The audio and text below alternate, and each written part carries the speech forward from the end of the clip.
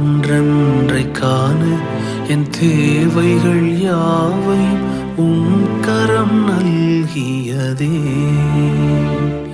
நீர் நடத்திடும் விதங்களை சொல்ல பூரண வார்த்தையே இல்லை. நீர் நடத்திடும் விதங்களை சொல்ல ஒரு பூரண வார்த்தையே இல்லை.